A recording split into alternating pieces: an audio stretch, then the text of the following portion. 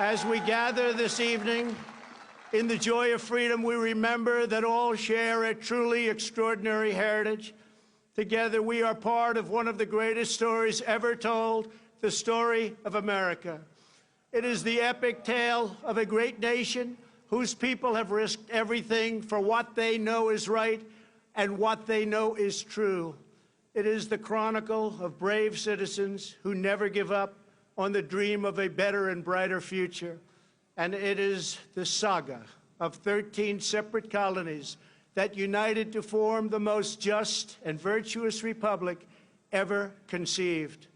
On this day, 243 years ago, our founding fathers pledged their lives, their fortunes, and their sacred honor to declare independence and defend our God-given rights.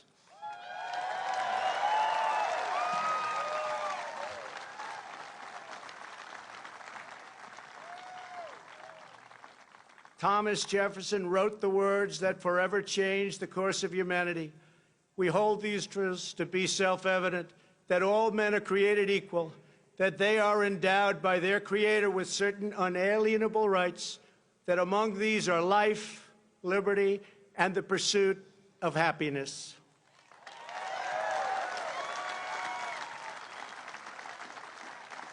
With a single sheet of parchment and 56 signatures, America began the greatest political journey in human history. But on that day, the patriots who would determine the ultimate success of the struggle were 100 miles away in New York. There, the Continental Army prepared to make its stand, commanded by the beloved General George Washington.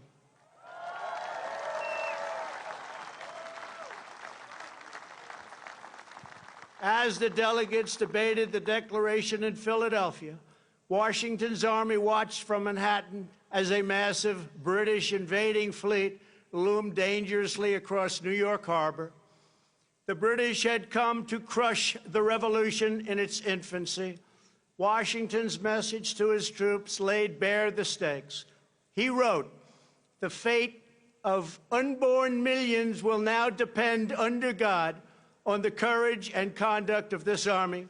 We have therefore to resolve to conquer or die."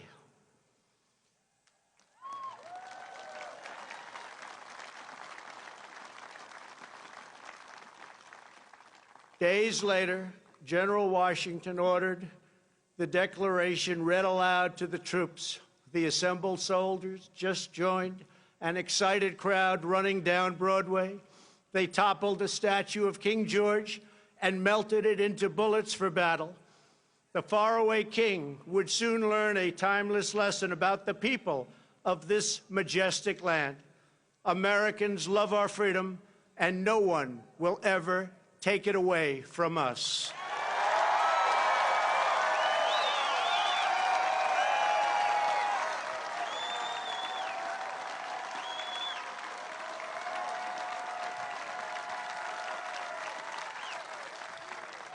That same American spirit that emboldened our founders has kept us strong throughout our history. To this day, that spirit runs through the veins of every American patriot. It lives on in each and every one of you here today. It is the spirit, daring and defiance, excellence and adventure, courage and confidence, loyalty and love that built this country into the most exceptional nation in the history of the world, and our nation is stronger today than it ever was before. It is its strongest now.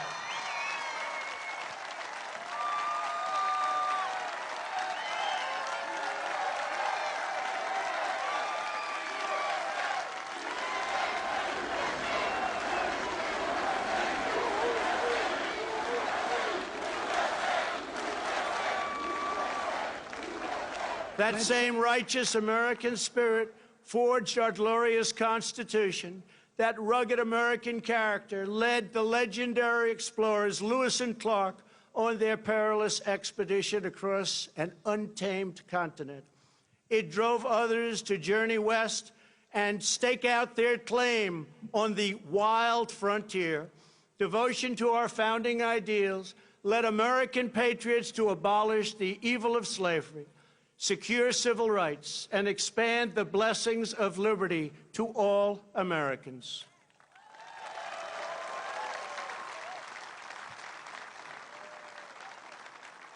This is the noble purpose that inspired Abraham Lincoln to rededicate our nation to a new birth of freedom and to resolve that we will always have a government of, by, and for the people.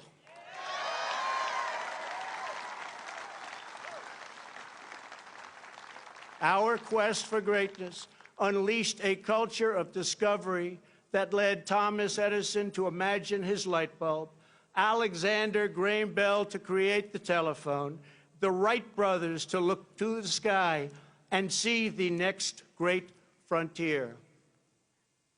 For Americans, nothing is impossible.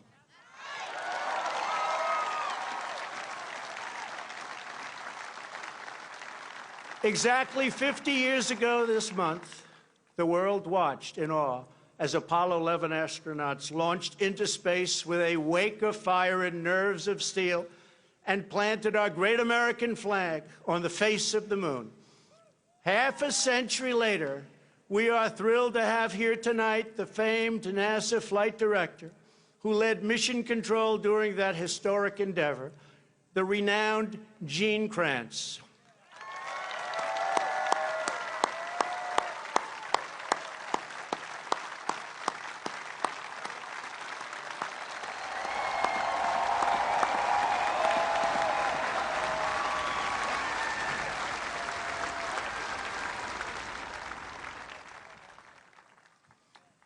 Gene, I want you to know that we're going to be back on the moon very soon, and someday soon we will plant the American flag on Mars. It's happening, Gene. It's happening.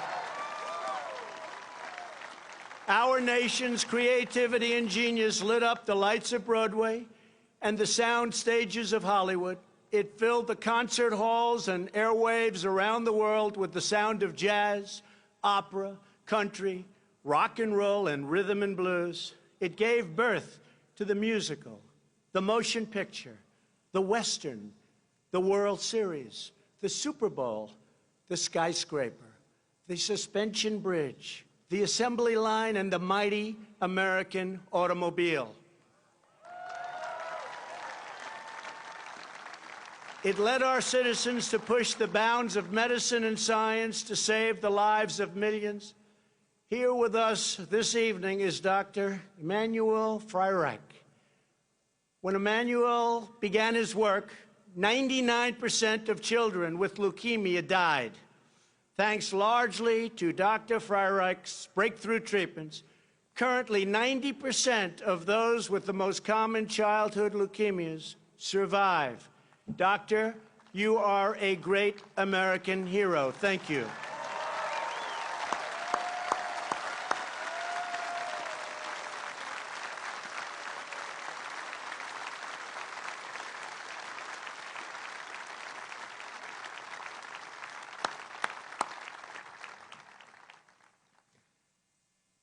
Americans always take care of each other. That love and unity held together the first pilgrims.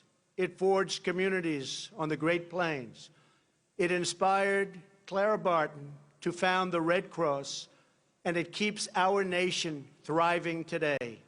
Here tonight, from the Florida Panhandle, is Tina Belcher.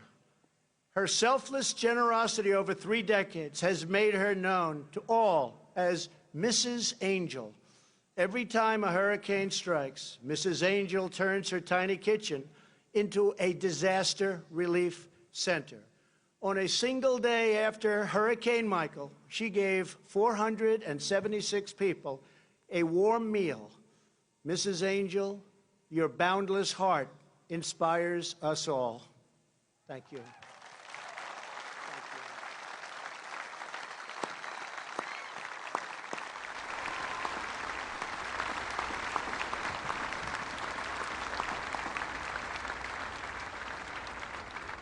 Thank you very much. From our earliest days, Americans of faith have uplifted our nation. This evening, we are joined by Sister Deirdre Byrne. Sister Byrne is a retired Army surgeon who served for nearly 30 years. On September 11, 2001, the sister raced to Ground Zero. Through smoke and debris, she administered first aid and comfort to all. Today, Sister Byrne runs a medical clinic serving the poor in our nation's capital. Sister, thank you for your lifetime of service. Thank you.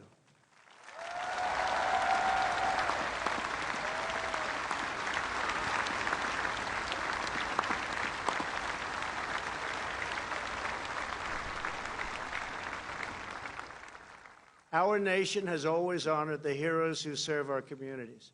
The firefighters, first responders, police, sheriffs, ICE, Border Patrol, and all of the brave men and women of law enforcement. On this July 4th, we pay special tribute to the military service members who laid down their lives for our nation. We are deeply moved to be in the presence this evening of Gold Star families whose loved ones made the supreme sacrifice. Thank you. Thank you.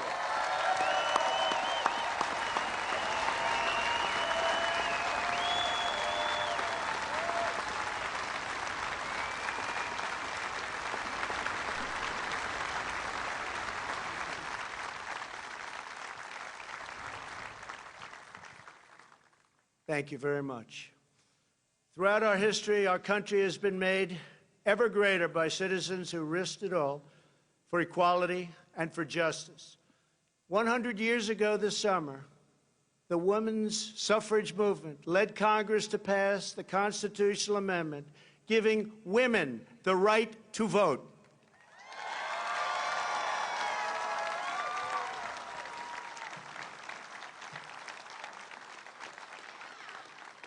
In 1960, a thirst for justice led African-American students to sit down at the Woolworth lunch counter in Greensboro, North Carolina. It was one of the very first civil rights sit-ins, and it started a movement all across our nation. Clarence Henderson was 18 years old when he took his place in history. Almost 6 decades later, he is here tonight in a seat of honor. Clarence, thank you for making this country a much better place for all Americans.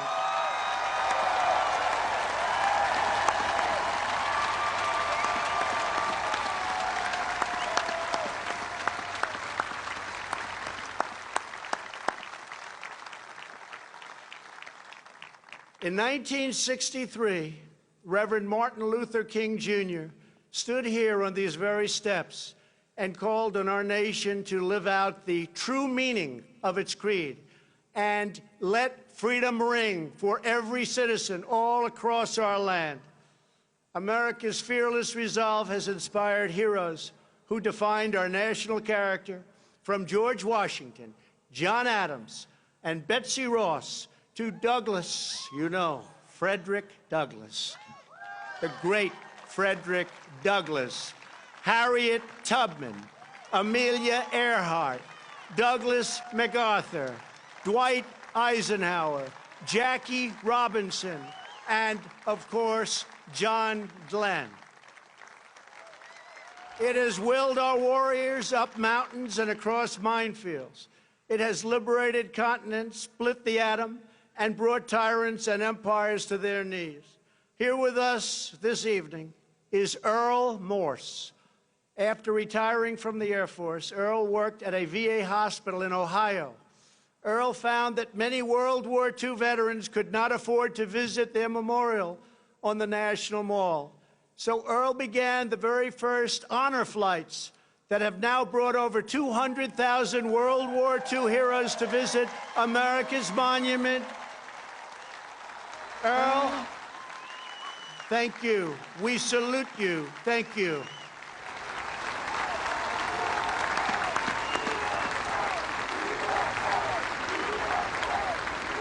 Thank you. Thank you. Our warriors from a hallowed roll call of American patriots running all the way back to the first souls who fought and won American independence. Today, just as it did 243 years ago, the future of American freedom rests on the shoulders of men and women willing to defend it. We are proudly joined tonight by heroes from each branch of the U.S. Armed Forces, including 3 recipients of the Congressional Medal of Honor. Thank you.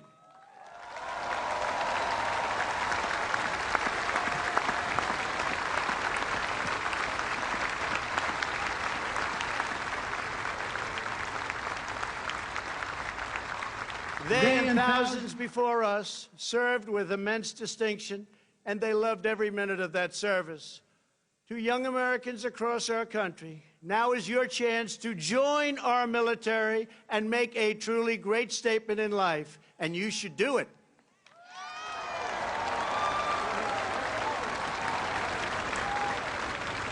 We will now begin our celebration of the United States Armed Forces, honoring each branch's unique culture, rich history, service song, and distinct legacy.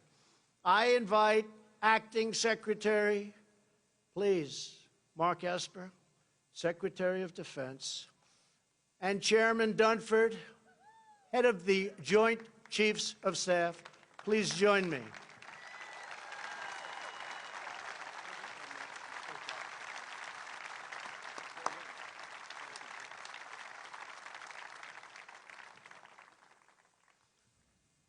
In August of 1790, by request of George Washington and Alexander Hamilton, Congress established a fleet of 10 swift vessels to defend our shores. These revenue cutters would fight pirates, stop smugglers, and safeguard our borders. They are the ancestors of our faithful Coast Guard.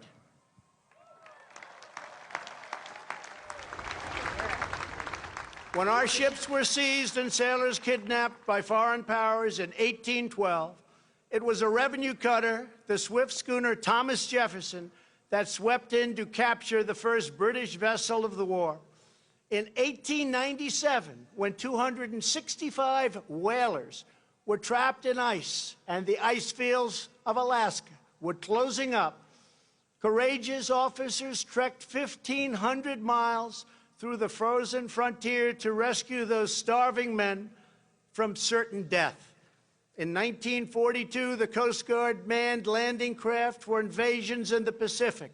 When the enemy attacked U.S. Marines from the shores of Guadalcanal, Coast Guard Signalman First Class Douglas Munro used his own boat to shield his comrades from pounding gunfire.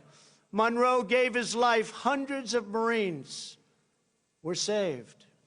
As he lay dying on the deck, his final question embodied devotion that sails with every Coast Guardsman. Did they get off? On D-Day, the Coast Guard's famous Matchbox fleet served valiantly through every hour of the greatest amphibious invasion in the history of our country. One coxswain said the water boiled with bullets like a mud puddle in hailstorm, but still the Coast Guard braved death to put our boys on Utah and Omaha beaches.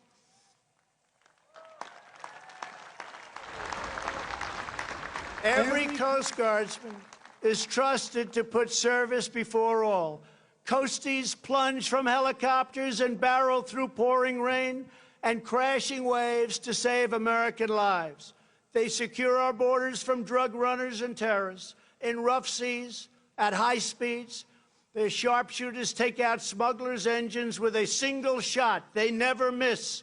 When the red racing stripes of a Coast Guard vessel break the horizon, when their chopper blades pierce the sky, those in distress know that the help is on their way, and our enemies know their time has come.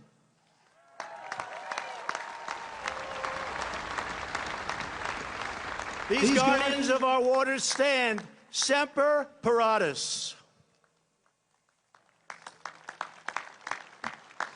They are always ready.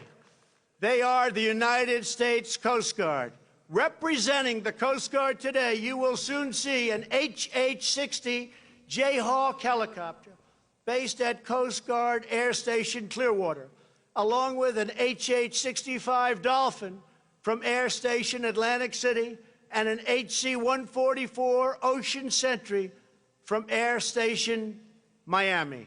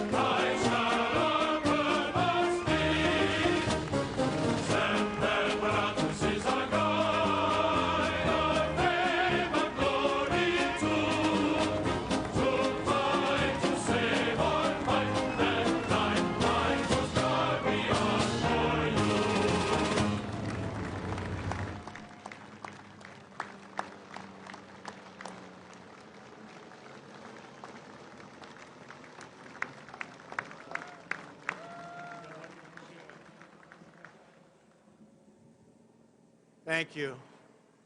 Thank you to the Coast Guard.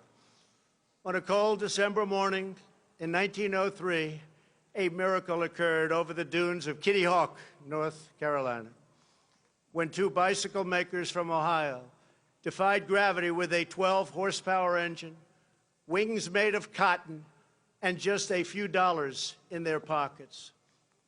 Just 6 years later, America was training its first pilots to take these magnificent machines up and over the field of battle. In World War I, our flyboys rushed the skies of Europe, and aces like Eddie Rickenbacker filled hearts and headlines with tales of daring duels in the clouds. General Billy Mitchell saw the promise of this technology and risked court-martial in his quest for an independent Air Force. He was proven right when empires across the oceans tried to carve up the world for themselves, and America stood in the way. We wouldn't let it happen.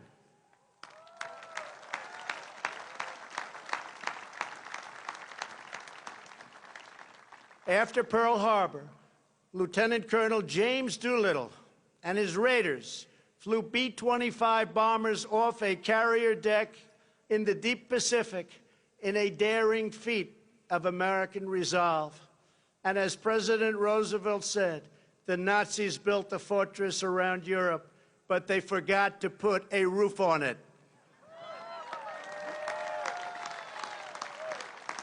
So we crushed them all from the air. 177 Liberator bombers flew dangerously low through broad daylight without fighter protection to cripple the Nazi war machine at Ploiesti. More than 300 airmen gave their lives to destroy the enemy oil refineries, and 5 pilots were awarded the Congressional Medal of Honor for their actions in that single raid.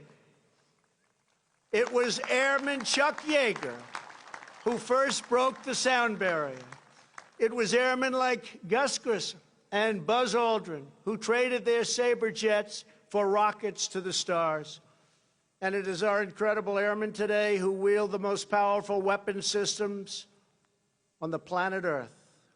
For over 65 years, no enemy air force has managed to kill a single American soldier because the skies belong to the United States of America.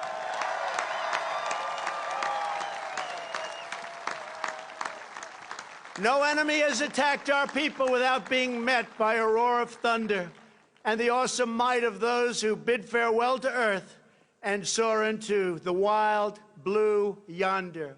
They are the United States Air Force. Representing the Air Force, you will soon see beautiful, brand new F-22 Raptors from Langley Air Force Base in Virginia, and one magnificent B-2 stealth bomber from Whiteman Air Force Base in Missouri.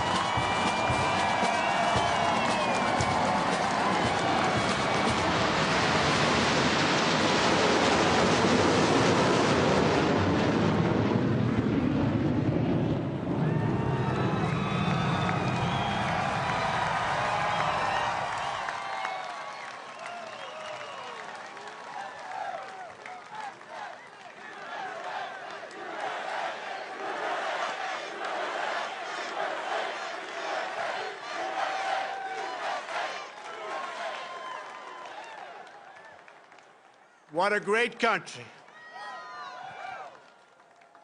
In October of 1775, the Continental Congress ordered the construction of 2 swift sailing vessels, each carrying 10 cannons and 80 men to sail eastward. Our young fleet tested their sea legs against the most powerful navy the world has ever seen. John Paul Jones, America's first great naval hero, said, "I wish to have no connection with any ship that does not sail fast, for I intend to go in harm's way." He got his wish many times when his ship was shot into pieces off the coast of England by a British vessel and her 4 dozen guns. When demanded to surrender, Jones very famously declared, "I have not yet begun to fight."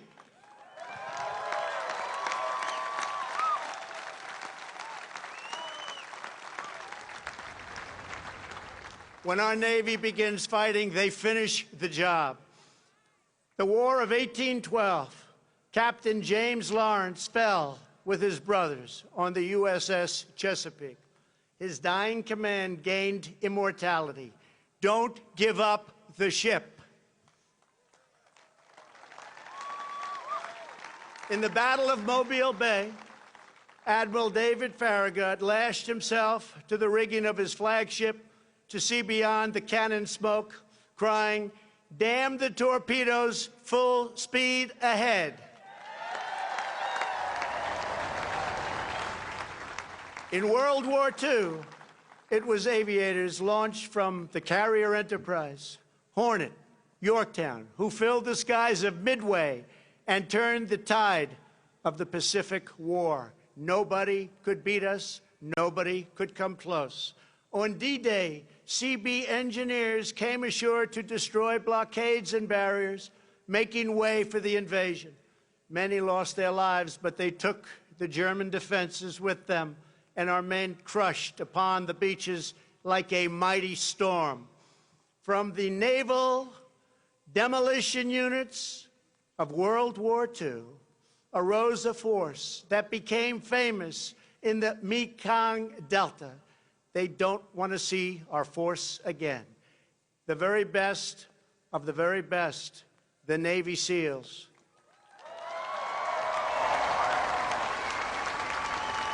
It was the SEALs who delivered vengeance on the terrorists who planned the September 11th attack on our homeland. It was the SEALs who stand ready to bring righteous retribution in mountain, jungle, desert to those who do us harm. America's sailors are not born. They are forged by the sea. Their traditions are rich with the salt and blood of 3 centuries. When old glory crests the waves of foreign shores, every friend and every foe knows that justice sails those waters. It sails with the United States Navy.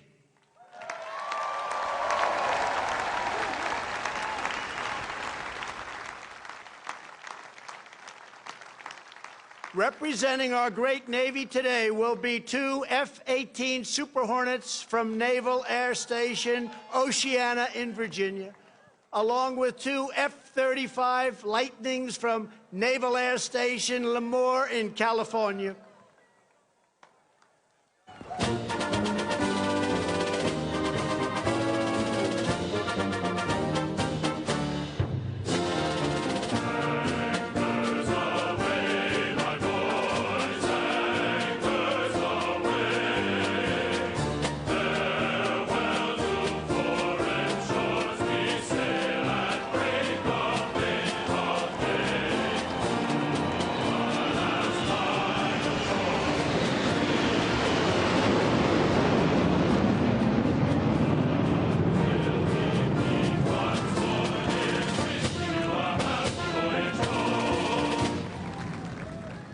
So great. In November of 1775, the Continental Congress created 2 battalions of a new kind of warrior, one who kept and would protect our ships and sailors and be at home, both ashore and in the mast, with musket in hand. Their versatility was proven in the War of Independence when 234 Continental Marines conducted their first amphibious raid, capturing the British supply of gunpowder and cannons at Fort Nassau. Ever since, Marines have fought in every American war. Their legend has grown and grown and grown with each passing year. It was the Marines who won America's first overseas battle, vanquishing Barbary pirates on the shores of Tripoli. Their high, stiff collar, which shielded them from the pirate's sword, earned them the immortal name Leatherneck.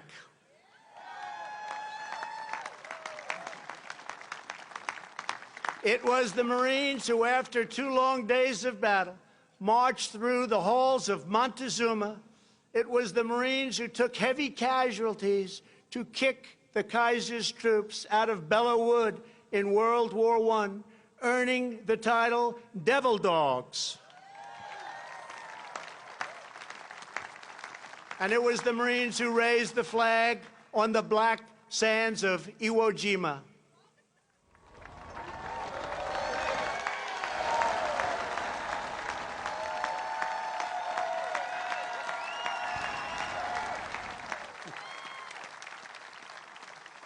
From the Chosin Reservoir to Khe Sanh, from Helmand to Baghdad, Marines have struck fear into the hearts of our enemies and put solace into the hearts of our friends. Marines always lead the way.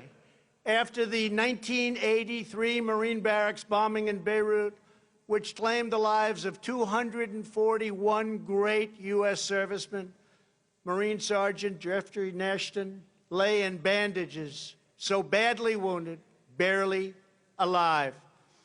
When the commandant of the Marine Corps came to visit his hospital, Sergeant Nashton had to feel for the general's collar. He wanted to feel his 4 stars. He could not see and he could not speak. He signaled for pen and paper, and with shaking hand he wrote 2 words, Semper Fi.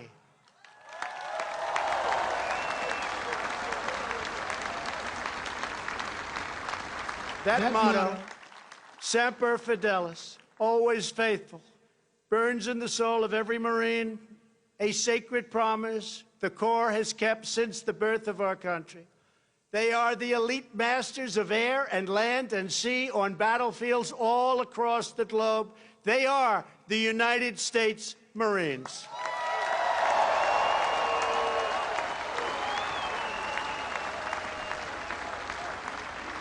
Representing the Marine Corps today will be a brand new VH-92, soon to serve as Marine One, along with two V-22 Ospreys from the famed HMX-1 helicopter squadron at Quantico, the Nighthawks.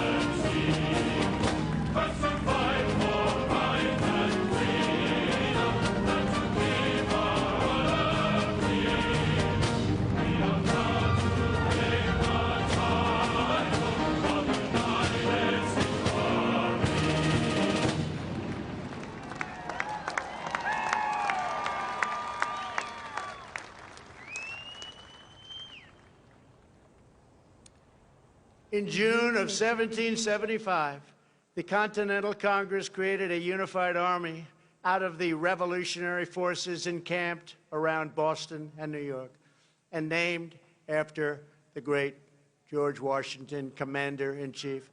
The Continental Army suffered a bitter winter of Valley Forge, found glory across the waters of the Delaware, and seized victory from Cornwallis of Yorktown.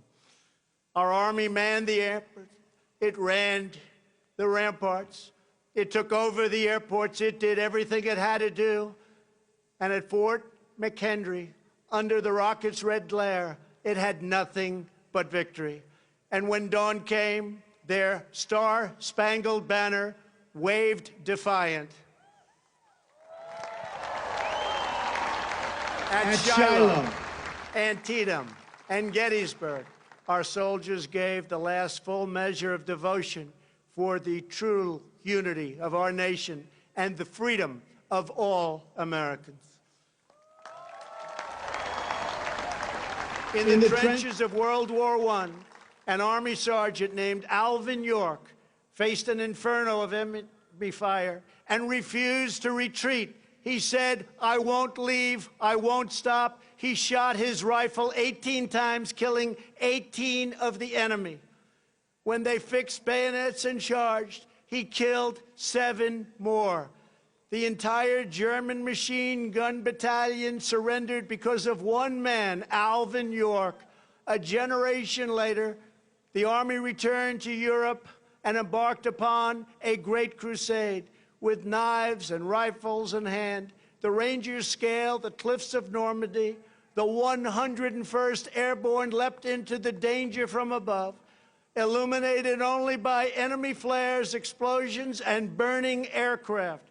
They threw back the Nazi Empire with lightning of their own from the turrets of Sherman tanks and the barrels of the M1 rifle.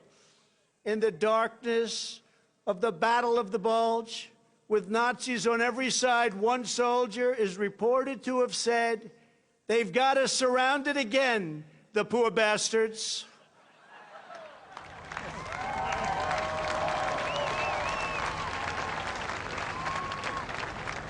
Outnumbered American warriors fought through the bunkers of Pork Chop Hill and held the line of civilization in Korea.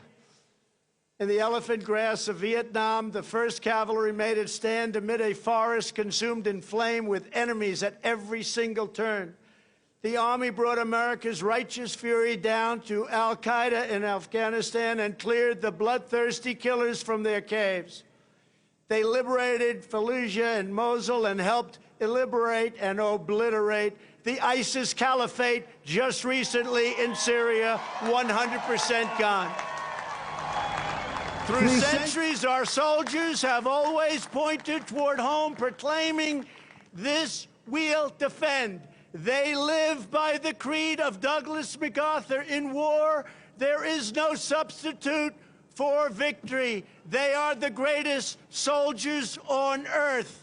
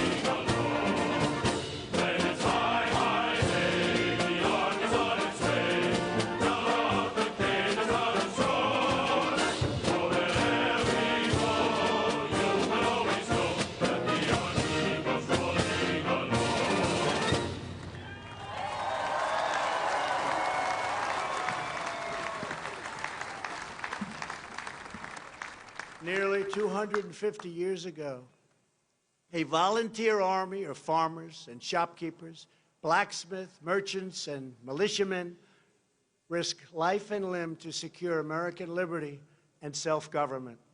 This evening, we have witnessed the noble might of the warriors who continue that legacy.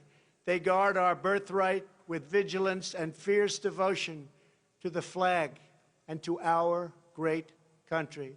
Now we must go forward as a nation with that same unity of purpose. As long as we stay true to our cause, as long as we remember our great history, as long as we never, ever stop fighting for a better future, then there will be nothing that America cannot do.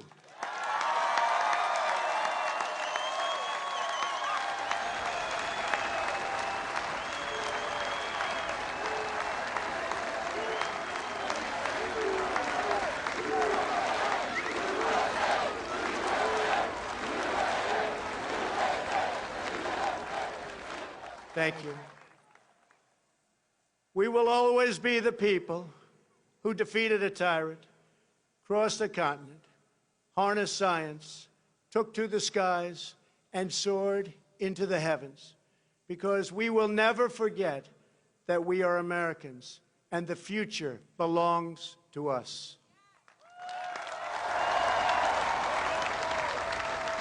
The future belongs to the brave, the strong, the proud, and the free. We are one people chasing one dream and one magnificent destiny. We all share the same heroes, the same home, the same heart, and we are all made by the same Almighty God.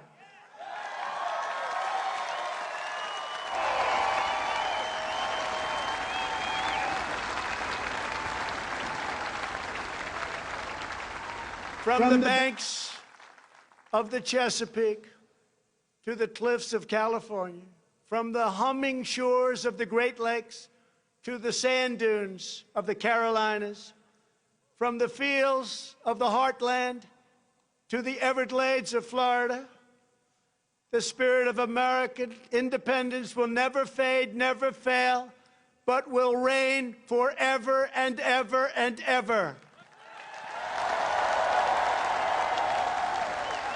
So once more, to every citizen throughout our land, have a glorious Independence Day. Have a great 4th of July. I want to thank the Army Band, the National Park Service, the Interior Department, the incredible pilots overhead, and those who are making possible the amazing fireworks display later this evening.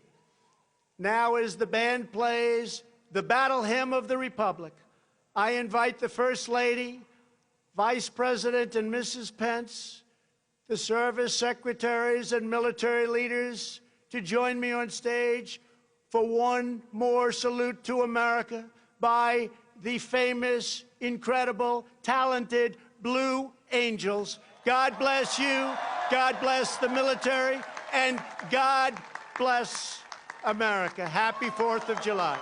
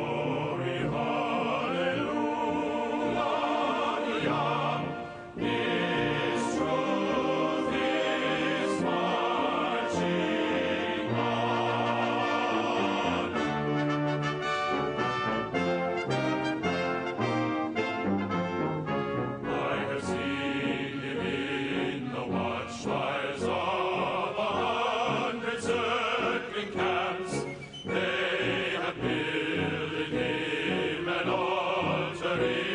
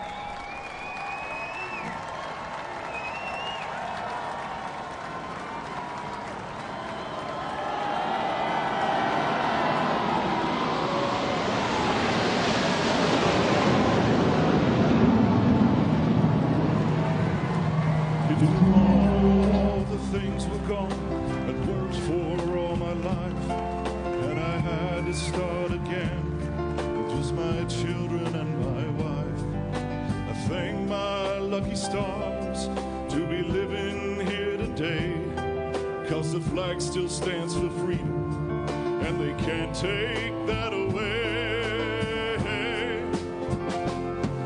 And I'm proud to be an American, where at least I know I'm free.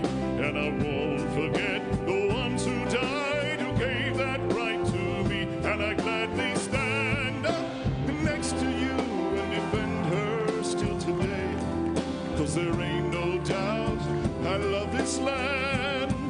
God bless the USA.